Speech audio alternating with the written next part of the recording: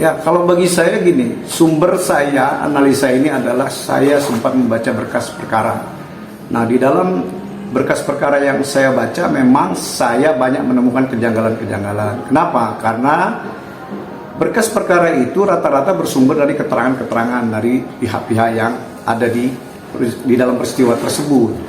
Dan tidak ada didukung oleh scientific crime investigation. Dan juga tidak didukung juga dengan alat bukti yang tidak terbantahkan, misalnya DNA, sidik jari dan lain sebagainya. Jadi sehingga saya memandang bahwa dalam proses penyelidikan dan maupun penyidikan sampai kepada penuntutan itu tentu di situ terkesan dipaksakan perkara ini.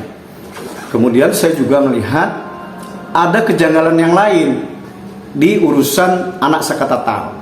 Kenapa? Karena anak Sakatatal itu adalah, menurut dari berkas perkara itu, dia hanya bagian penyerta dari peristiwa yang didakwa dan dituntut oleh jaksa penuntut umum pada waktu itu. Nah, tetapi faktanya anak Sakatatal ini didahulukan persidangannya. Yang tentunya ini menurut pendapat saya ini adalah kejanggalan. Dan sehingga seolah-olah dengan adanya putusan yang didapat dan diterima oleh anak Sakatatal itu menjadi dasar untuk memvonis terdakwa yang lain yang saat ini sedang sebagai terpidana.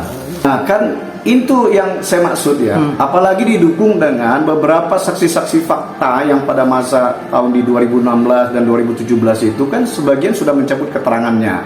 Dan bahkan ada yang mengaku bahwa dia dimintai keterangan di penyidik, tetapi dia tidak dimintai keterangan di dalam persidangan. Padahal yang menjadi dasar pertimbangan hakim untuk menjadikan keyakinannya di dalam memutus suatu perkara adalah fakta yang dia temukan dalam persidangan. Bagaimana mungkin keterangan yang didapat tidak dia dapatkan di dalam fakta dalam persidangan itu dia jadikan pertimbangan untuk memvonis orang dengan hukuman yang gak main-main ya. Itu kalau nggak salah tuntutan hukuman mati tetapi divonis dengan seumur hidup.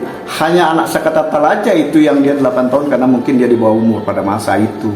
Nah, ini terus terang saja ya, apa yang dilakukan oleh para penegak hukum pada masa itu sangat mencederai rasa keadilan masyarakat. Jadi dalam tanda kutip terkesan bahwa nggak boleh miskin hidup di Indonesia. Kalau you miskin, nasibmu seperti itu hukummu. Jadi seperti itu. Jadi terkesan bahwa orang-orang miskin, orang-orang yang tidak mampu secara finansial ini ya hanya jadi objek hukum, bukan subjek hukum. Kalau saya memandang dari proses dan peristiwa di tahun 2016 dan 2017 berdasarkan putusan pengadilan yang berkekuatan hukum tetap. Tetapi apapun alasannya, kita tetap menghormati. Itu sudah menjadi putusan yang berkekuatan hukum tetap. Dan itu kedudukannya hampir sama dengan undang-undang.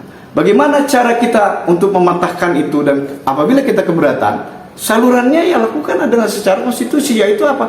Peninjauan kembali. Jadi apa yang dilakukan oleh Sakatatal melalui kuasa hukumnya ini adalah satu tindakan yang harus diapresiasi dan sudah paling tepat. Ini momentum.